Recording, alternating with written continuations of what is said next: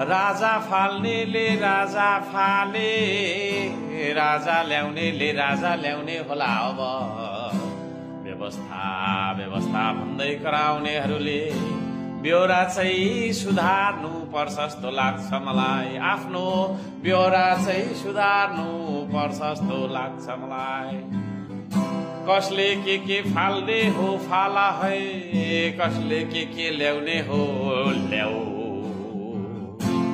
जान्ने बुझ्ने हो के गर्छौ गर है, तर नगर धेरै झ्याउ।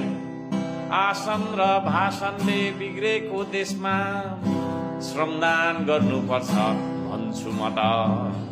असिन र पसिन हस्याङ र फस्याङ श्रमदान गर्नुपर्छ भन्छु म त। असिन र पसिन हस्याङ र फस्याङ श्रमदान गर्नुपर्छ भन्छु म त। एक इन्च माटो पनि देशको, एक इन्च माटो पनि पसिनाले सिंचित गर्नुपर्छ भन्छु म त।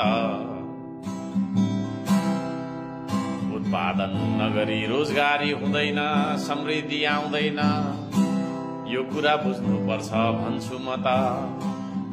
उत्पादन नगरी श्रम नगरी समृद्धि आउँदैन। गफको भरमा, भाषणको भरमा, कुराको भरमा, बहसको भरमा समृद्धि आउँदैन, यो कुरा चाहिँ बुझ्नुपर्छ भन्छु म त।